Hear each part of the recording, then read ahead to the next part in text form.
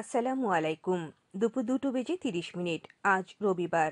বাংলাদেশ বেতার কক্সবাজার। স্থানীয় খবরে স্বাগত জানাচ্ছি আসমা খাতুন বাবলি। রাতে থাকা নিশ্চয়তা নিয়ে আগামীকাল থেকে সেন্ট মার্টিনে জাহাজ চলাচল শুরু হচ্ছে। তবে দৈনিক 2000-এর বেশি পর্যটক এই প্রবাল দ্বীপটিতে যেতে পারবে না।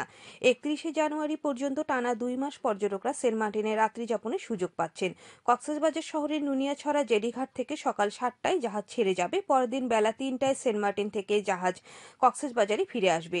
জেলা প্রশাসন জানান, সেন্ট মার্টিনের জীববৈচিত্র্য রক্ষায় সরকারের জারি করা 12টি নির্দেশনা এবার কঠোরভাবে বাস্তবায়ন করবে জেলা প্রশাসন। আগে টেকনাফ থেকে পর্যটকবাহী জাহাজ চলাচল করলেও নিরাপত্তার কারণে এখন কক্সবাজার শহরের নুনিয়াছড়া থেকে জাহাজ সেন্ট মার্টিন যাতায়াত করবে। কক্সবাজারের অতিরিক্ত জেলা ম্যাজিস্ট্রেট শহীদুল আলম বলেন, MV Karnaphuli express, MV Baro Aulia, Keari Sinbad ও কেয়ারি ক্রুজ অ্যান্ড ডাইন নামে 4টি জাহাজ কক্সবাজার থেকে সেন্ট মার্টিন নৌপথে চলাচলের জন্য জেলা প্রশাসন থেকে অনুমতি নিয়েছে।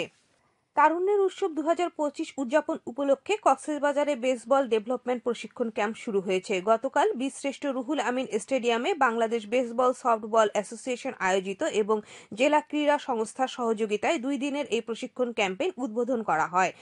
জনপ্রশাসন মন্ত্রণালয়ের অতিরিক্ত সচিব ও বাংলাদেশ বেসবল সফটবল অ্যাসোসিয়েশনের সভাপতি আফজালুর রহমানের সভাপতিত্বে এতে যুব ও ক্রীড়া মন্ত্রণালয়ের অতিরিক্ত সচিব মোহাম্মদ সেলিম ফকির, জাতীয় ক্রীড়া পরিষদের নির্বাহী পরিচালক Kazi Nazrul Islam, Bangladesh baseball softball association senior vice president doctor Anupam Hossain বক্তব্য রাখেন। এ সময় অতিরিক্ত জেলা প্রশাসন ইমরান হোসেন সজীব ও জেলা ক্রীড়া সংস্থার কর্মকর্তা, কোচ, প্রশিক্ষক ও খেলোয়াড়রা উপস্থিত ছিলেন। প্রশিক্ষণে জেলা বিভিন্ন ক্লাবের খেলোয়াড়রা অংশ নিচ্ছে।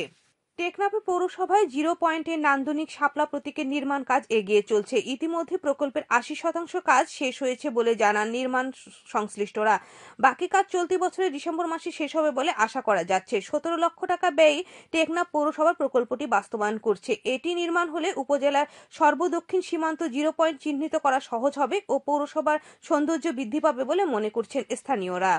টেকনাফে হাইব্রিড জাতের পেঁপে চাষ করে আর্থিকভাবে লাভবান হচ্ছেন চাষিরা। কয়েকজন পেঁপে চাষি জানান, পাহাড়ের ঢালে ও পতিত জমিতে স্বল্প পরিশ্রমে পেঁপে চাষ করা যায়। গাছ রোপণের 3 থেকে 4 মাসের মধ্যে কাঁচা ও পাকা পেঁপে বিক্রি করা যায়। পাকা পেঁপে অত্যন্ত সুস্বাদু হয়। জেলার বিভিন্ন প্রান্ত থেকে আসা ক্রেতারা টেকনাফের পেঁপে সংগ্রহ করেন। টেকনাফ উপজেলা কৃষি কর্মকর্তা মোহাম্মদ হুমায়ুন কবির জানান, চলতি মৌসুমে উপজেলা বাহাতছড়া, হোয়াইকং ও নীলা ইউনিয়ন সহ প্রায় 70 হেক্টর জমিতে হাইব্রিড জাতের পেঁপে চাষ হয়েছে। কৃষি অধিদপ্তরের পরামর্শে পেঁপে চাষ করা চাষিরা আর্থিকভাবে লাভবান হচ্ছেন। দক্ষিণ পশ্চিম বঙ্গোপসাগর তৎসংলগ্ন শ্রীলঙ্কা উপকূলে অবস্থানরত ঘূর্ণিঝড় ডিটোয়ে উত্তর দিকে অগ্রসর হয়ে দক্ষিণ পশ্চিম বঙ্গোপসাগর ও তৎসংলগ্ন তামিলনাড়ু উপকূলে অবস্থান করছে। এটি আজ সকালে 6টায় কক্সবাজার সমুদ্রবন্দর থেকে 1730 কিলোমিটার দক্ষিণ পশ্চিমে অবস্থান করছিল। এটি আরও উত্তর দিকে অগ্রসর হতে পারে। ঘূর্ণিঝড় কেন্দ্রের 54 কিলোমিটার এর মধ্যে বাতাসের একটানা সর্বোচ্চ গতিবেগ ঘন্টায় 62 কিলোমিটার, যা দমকা অথবা ঝোড়ো হওয়ার আকারে 88 কিলোমিটার পর্যন্ত বৃদ্ধি পাচ্ছে। ঘূর্ণিঝড়কে কেন্দ্রের নিকটবর্তী এলাকায় সাগর খুবই উত্তাল রয়েছে। চট্টগ্রাম, কক্সবাজার, মংলা ও পায়রা সমুদ্র বন্দরে 2 নম্বর দূরবর্তী হুঁশিয়ারি সংকেত দেখিয়ে যেতে বলা হয়েছে।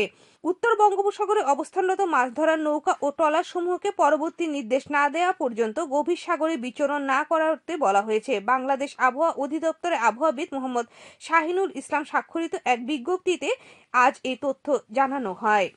আবহাওয়া আগামীকাল দুপুর 12টা পর্যন্ত 24 ঘন্টার পূর্বাভাসে বলা হয়েছে, আকাশ অস্থায়ীভাবে আংশিক মেঘলা সহ আবহাওয়া শুষ্ক থাকতে পারে। কক্সবাজারের সমুদ্র বন্দরের জন্য 2 নম্বর দূরবর্তী হুঁশিয়ারি সংকেত দেখাতে বলা হয়েছে। আগামী 24 ঘন্টায় দিন ও রাতের তাপমাত্রা প্রায় অপরিবর্তিত থাকতে পারে। আজ সূর্যাস্ত যাবে সন্ধে 5টা বেজে 9 মিনিটে। আগামীকাল সূর্যোদয় হবে ভোর 6টা বেজে 13 মিনিটে।